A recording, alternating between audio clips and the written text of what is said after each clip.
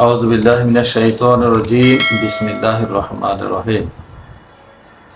গত সপ্তাহে একটা নিউজ দেখলাম। এনসিপির মুখ্য সমন্বয়ক নাহিদ ইসলাম বলেছেন যে আমরা উপদেষ্টা পরিষদ গঠনে হতাশ হয়েছি। তিনি বোঝাতে চেয়েছেন এই উপদেষ্টা পরিষদ গঠনে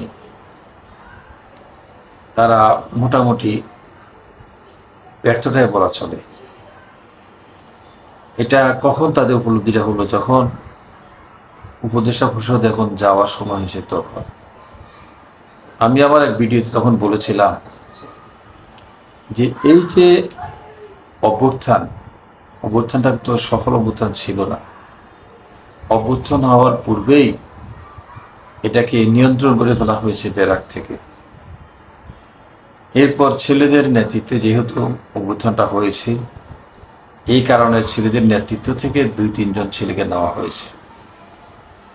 আর ছেলেরা বুদ্ধি করে ডক্টর ইউনূসকে এখানে নিতে পেরেছে প্রধান উপদেষ্টা হিসাবে। এটা ছিল ছেলেদের সফলতা।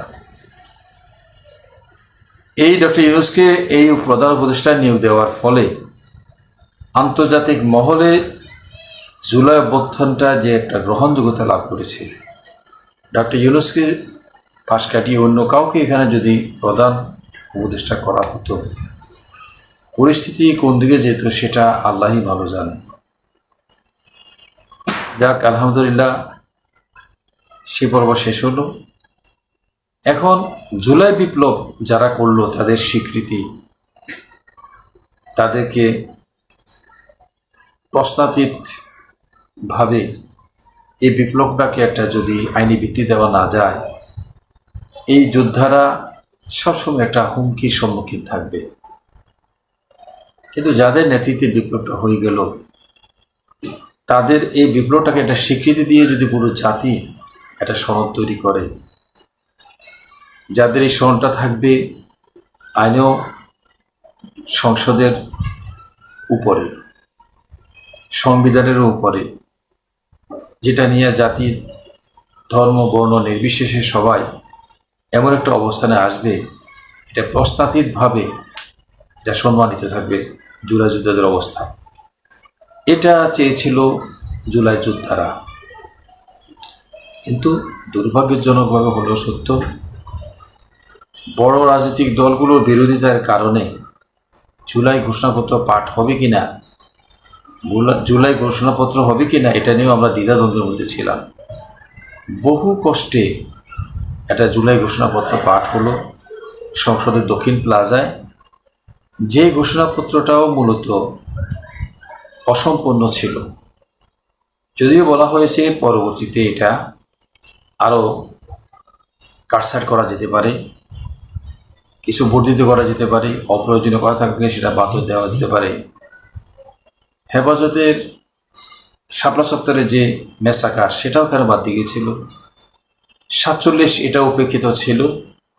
মোটামুটি এটাকে একটা অসম্পূর্ণ একটা সনদ ঘোষণা হয়েছিল। এরপরে আসলে জুলাই সনদ বাস্তবায়ন প্রক্রিয়া। জুলাই সনদ কীভাবে বাস্তবায়ন করা হবে? বিএনপির স্পষ্ট অবস্থান ছিল এই জুলাই সনদটা ঘোষণা আকারে থাকবে, পার্লামেন্টে যাওয়ার পর এটাকে সংসদ ডিভিশনে এটাকে স্বীকৃতি দেওয়া হবে। ছাত্ররা এটা বিশ্বাস করলো না। 90-এর আন্দোলন ব্যর্থ হয়ে গেল। এইভাবে রাজনৈতিক নেতৃবৃন্দ ওয়াদা করেছিল, কিন্তু 90-এর অভ্যুত্থানকে স্বীকৃতি দেওয়া হয়নি। এজন্য তারা চাইল সংসদ বসার আগে, জাতীয় নির্বাচনের আগে জুলাইয়ের একটা স্বীকৃতি। সেই স্বীকৃতির ক্ষেত্রে ছাত্রদের সংগঠন এনসিপির অবস্থান এরকম ছিল, এটা জুলাই ঘোষণাপত্রের মাধ্যমে একটা গণপরিষদ গঠিত হবে। সেই গণপরিষদের দায়িত্ব হবে নতুন সংবিধান তৈরি করবে।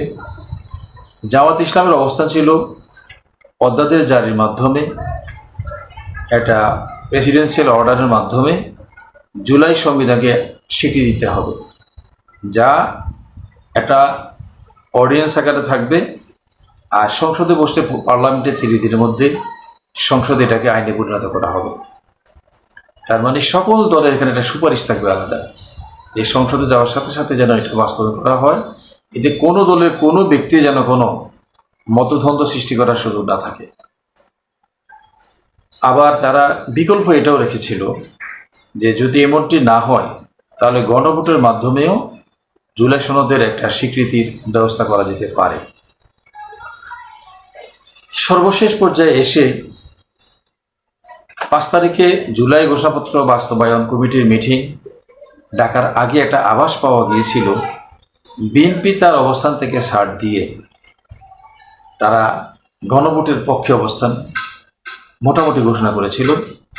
জামাত ইসলামও তার অবস্থান থেকে নেমে এসে যে অধ্যাদেশের মাধ্যমে জুলাই সনদের বাস্তবায়নের ব্যবস্থাপনা থেকে সরে এসে তারাও গণভোটের পক্ষে অবস্থান নিলেন, আর এনসিপি তো আসেই। তো এতে করে দেখা যাচ্ছে মোটামুটি 3টা পক্ষ 35টা দল যারা প্রতিনিধিত্ব করেন মোটামুটি এক জায়গায় এসেছে। কিন্তু প্রথম আলো উপসম্পাদক এটা দেখলাম একজন সুপ্রিম কোর্টের আইনজীবী এই 3টা ব্যবস্থাকেই ত্রুটিপূর্ণ বলে আখ্যা দিয়েছেন।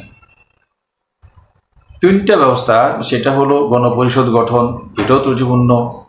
তিনি বলতে চাচ্ছেন ল্যাটিন আমেরিকার দেশ চিলিতে এই গণভোট 2বার করেও এটাকে সাংবিধানিক রূপ দেওয়া যায় নাই। তারপরে যাইয়া সাংবিধানিক যে গঠন, যেটা কি বললো গণপরিষদ গঠন করার পরেও আমাদের পাশের দেশ নেপালে 9 বছর লেগেছিল এটাকে সাংবিধানিক রূপ দিতে। 2টা খসড়া হয়েছিল। প্রথম খসড়া বাতিল হওয়ার পরে গণপরিষদের সদস্যরা একমত ঘোষণা করতে পারে নাই। দ্বিতীয়বার আবার তারা একটা ঐক্যমত বসে কোনো মতে 9 বছর পরে তারা একটা সাংবিধানিক রূপ দিতে পেরেছে, যার ফলে বর্তমানে যে নেপালে বিপ্লব হলো, যে অভ্যুত্থান হলো, অভ্যুত্থান পরবর্তীতে নাকি তারা এখন আর যে গণপরিষদের কথা তারা বলছে না। তারা বলতে চাচ্ছে নাকি ওই যেহেতু যেভাবে দেওয়া হোক আইনি ভিত্তি, এটা মূলত আইনি ভিত্তি লাভ করে না, এটা স্থায়িত্ব লাভ করে না। যে কোনো আইনি সংসদে বাতিল হতে পারে, নতুন তৈরি হতে পারে। এটা একটা যুক্তি ওই যে প্রথম আলোতে দেখলাম ওই আইনজীবী দেখাইল। আবার তিনি এটা বোঝাতে চেষ্টা করলেন যে এসব গণপরিষদ বলেন, তারপরে যাইয়া গণভোট বলেন, কোনোটাই স্থায়িত্ব লাভ করে না জাতিসংঘ। মানে বিএনপি যা বলতে চাচ্ছে, বিএনপির কথাটা প্রথম আলোর লেখার সাথে মিলে যায়। এটা একটা আশ্চর্যজনক বিষয়। তো বিএনপির স্ট্যান্ডটা যে কোনো কিছুতে মানি না শেষে এসে মানা, ঠিক আমাদের জুলাই সনদের বাস্তবের ক্ষেত্রেও হবে না সংসদে বাস্তবায়ন হতে হবে। শেষ পর্যন্ত তারা আসলো, একমত হলো কিভাবে, যে রেফারেন্ডামের মাধ্যমে, যে সেখানে এই জুলাই সনদটা দেওয়া থাকবে, মানুষ পড়বে, পড়ার পরে তারা সেখানে মন চাইলে স্বাক্ষর করবে। আর সেখানে নোট অফ ডিসেন্স তো আগে দেওয়াই আছে বিএনপির, যে আমরা এটা আসলে মূলত এরকম চাই নাই, আমরা সবাই চাওয়ার কারণে ফেব্রুয়ারি মাসে নির্বাচনটা ত্বরান্বিত হয় যেন ঠিকঠাক থাকে, বাধ্য হয়ে আমরা মূলত এটাকে একটা গণভোটের মাধ্যমে জুলাই সনদ বাস্তবায়ন হোক, এটা আমরা মত দিয়েছি। মানে সব কিছু শর্তযুক্ত করে বিএনপি মানছে। কিন্তু এই একটা শর্ত জুড়িয়ে দেওয়া সব কিছুর ভিতরে বিএনপির এই অবস্থানটা কেন, এটা একটা বিবেচনার বিষয় আছে। এটা কি তাদের রাজনৈতিক স্ট্যান্ড মানুষ গ্রহণ করে একটা অ্যাচিভমেন্ট অর্জন করার জন্য। বিএনপি এই স্ট্যান্ডের মাধ্যমে কি অর্জন করতে চেয়েছে? সব কিছুতে মানলেও সেখানে নোট অফ ডিসেন্ট দেওয়া, মানে এরকম কি অবস্থান যে আমরা বড় দল ইনক্লুসিভ করতে চাচ্ছি, যে বোঝাতে চাচ্ছি যে কোনো কিছুর ফাঁক ফুকর রাখলাম না। জুলাই সনদের বিপ্লবের আগে একটা পক্ষ চেতনা ছিল, তাদেরকে খুশি করার জন্য, বা জুলাই সনদ বাস্তবায়ন হয়ে যাওয়ার পরে নতুন যে প্রজন্ম আসবে তাদের কাছে গ্রহণযোগ্যতা অর্জন করার জন্য বড় দল হিসাবে আমরা আমাদের জায়গা থেকে ইনক্লুসিভ একটা অবস্থান তৈরি করতে চাচ্ছি। এটা নাকি উদ্দেশ্য হলো তাদের রিজার্ভ ভোটের বাইরে যে ভোটগুলো বাংলাদেশে অবস্থান করছে সে ভোটগুলোকে পক্ষে টানার জন্য এই পলিসি অবলম্বন করা। আমি এখানে প্রশ্ন রাখতে চাই, রিজার্ভ ভোট পকেটে রেখে বাকি ভোট টানার জন্য যদি এই পলিসি হয়ে থাকে বিএনপির, মানি না শেষে মানা, আমি প্রশ্ন করতে চাই, আপনাদের রিজার্ভ ভোটের যারা আপনারা ধরে রাখছেন, আপনার এই অবস্থানটাকে, আপনার এই যে নোট অফ ডিসেন্ট দিয়ে দিয়ে এগিয়ে যাওয়া, আপনার রিজার্ভ বোর্ড এটাকে কীভাবে দেখছে? পজিটিভলি দেখতেছে তো, নাকি রিজার্ভ বোর্ড সরে যাচ্ছে? আমার তো মনে হচ্ছে এই অবস্থানটা বিএনপি যেটা ভাবছে, তার রিজার্ভ বোর্ড তারা এটাকে ভালো চোখে দেখছে না, কোনো মতে দেখছে না। তার প্রমাণ মাটি দু একটা নির্বাচন হয়েছে ছাত্রদের, এটা বোঝা গেছে। তারপরে যাই বিভিন্ন জরিফের মাধ্যমে এটা কিন্তু বোঝা যাচ্ছে। সর্বশেষ আমরা দোয়া করি যে 8 তারিখে যে বৈঠক হবে, এই বৈঠকের যেন সিদ্ধান্ত হয়। এখানে একটা বিষয় থেকে যায় যে জামাত বলতে চাচ্ছে যে হানা ভোটটা আগে হয়ে যাক আর জাতীয় নির্বাচন পরে হোক, কারণ এর বাস্তব উদাহরণ আমাদের সামনে আছে।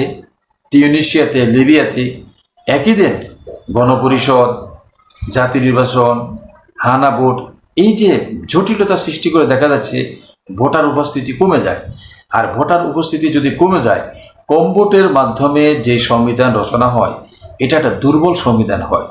সেই ক্ষেত্রে জামাতের এই অবস্থানটা অত্যন্ত যৌক্তিক যে হানা ভোটটা আগে হোক, সময় যেহেতু আমাদের হাতে আছে, জাতীয় নির্বাচনটা পরে হোক। কিন্তু আমার কেন জানে মনে হচ্ছে এখানে বিএনপি একই দিন করার মাধ্যমে একটা পলিসিও মেনটেন করতে চাচ্ছে। এটাই আপনার যারা বিশ্লেষক তারা ভাবছেন যে হানা ভোটের রেজাল্টটা যদি আগে হাতে এসে যায়, সেটা যদি আসলে বিএনপি যেভাবে চেয়েছিল তার যদি বিপরীত মেরুতে সেই রেজাল্টটা চলে যায়, তার একটা প্রভাব জাতীয় নির্বাচনে পড়তে পারে। এই জন্য এই বিষয়টাকে তারা আলাদাভাবে করতে চাচ্ছে না।